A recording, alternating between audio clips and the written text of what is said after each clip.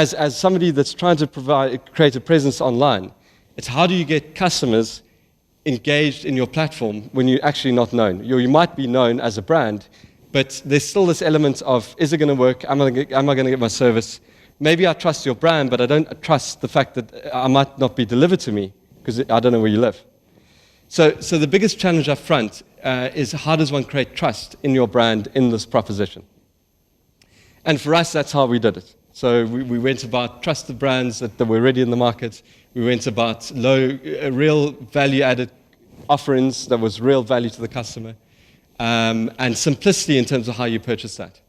And that ultimately ended up in us building a database very, very quickly. We went from 0 customers to close to 1 million customers in less than 6 months. And because of that growth curve, obviously Groupon came along and said, wow, this is quite exciting. Let's buy you. And so we sold to Groupon quite early on. And then transitioned from services into actual physical goods, and here are examples of those. So everything from magazine subscriptions at the top left there, physical e-readers, Kindle e-readers, even washing detergent, even cinema tickets. These are all things which, if you go back 6, 7, 8 years, people would have told you, how on earth are you ever going to sell this online? You can't sell it. I have to go to a shop to buy it. I can't buy it online. And you're probably thinking the same. But once you build that trust, customers are willing to take the chance of buying some pretty radical things there, which otherwise you wouldn't have bought online. Okay, so it's all about building that trust, building that brand. The next component is how do you build that trust? And this is a very practical challenge, right? So, I always say you can put a website up, but it's like building a shop in the middle of a desert, okay? Because actually, you create that web presence, that web portal, but how are you going to let customers know that you actually exist? How do you get them to know that you've actually got this proposition, this opportunity that they can purchase? And that's the biggest challenge. By creating a physical web presence, I'd say the bigger challenge is how do you get customers to actually start engaging in that platform, engaging in your offering. And I'll go through that now. So if we just think about the practical steps that one takes, right? So let's just say I'm a retailer, okay?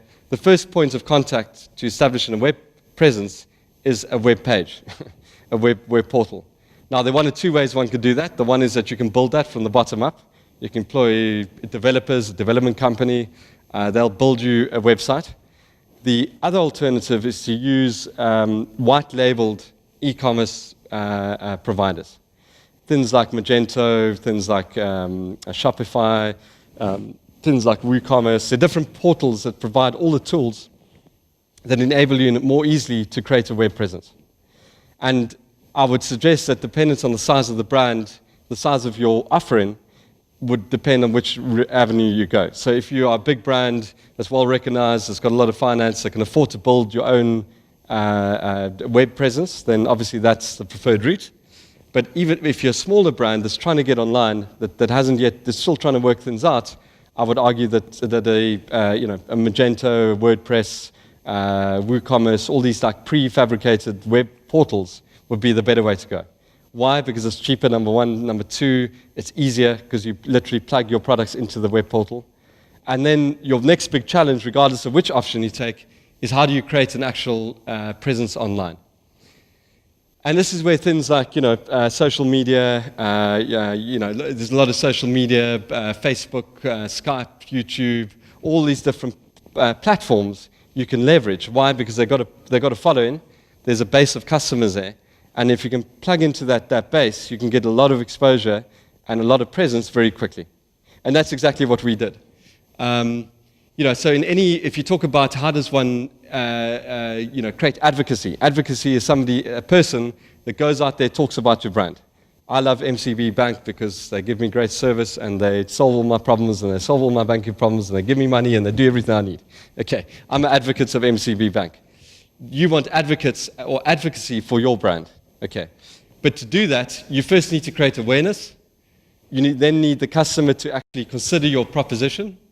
You then need to convert that customer to actually buy in your proposition or your product.